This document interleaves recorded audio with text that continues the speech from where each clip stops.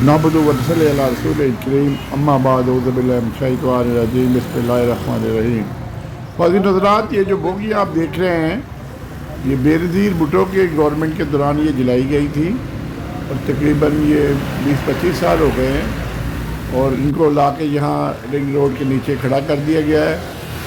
یہ انتہائی قیمتی بوگیاں ہیں، اس میں سے لوگوں نے سامان چوری کر لیا ہے، لوہا چوری کر دیا ہے، بیچ دیا، لیکن حکومت یہ امپورٹڈ میں بس ہے۔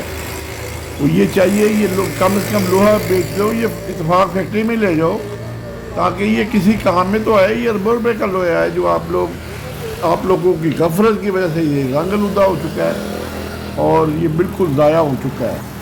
ان کو شرم نہیں آتی۔ صاحب یہ بتائیں، یہ اتنی بوگیاں پڑی ہوئی ہیں تو اس کا کوئی پرسانِ حال نہیں ہے؟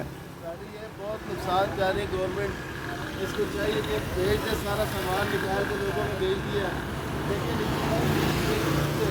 کیٹ تک بیچ چکے ہوتے ہیں۔ یہ میں دیکھ رہا ہوں ہر چیز جو ہے وہ اس کو کھلی ہوئی ہے، بیچتے جا رہے ہیں سر۔ یہ حالات بھی کچھ ایسے، گورنمنٹ کا تو خود بیچتے تو ان کو بہت بڑا ریونیو مل جائے گا اس کا۔ یہ جی دیکھیں اتنی لمبی لائن ہے، یہ کلومیٹر سے بھی زیادہ ہوگی، لیکن کوئی پرسانِ حال ہی نہیں ہے۔ یہ گورنمنٹ جو ہے یہ کھانے کے لیے آئے ہیں، بس لوٹ کے لے جاؤ، اللہ اللہ خیر سر۔ یہ کب کی پڑی ہوئی ہے یہاں؟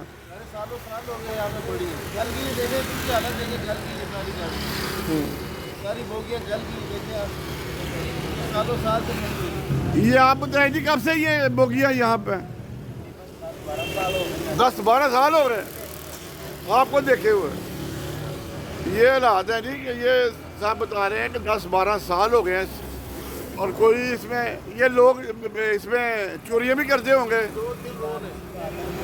ہے جی؟ بالکل سامان نکال کے چوری کر کے۔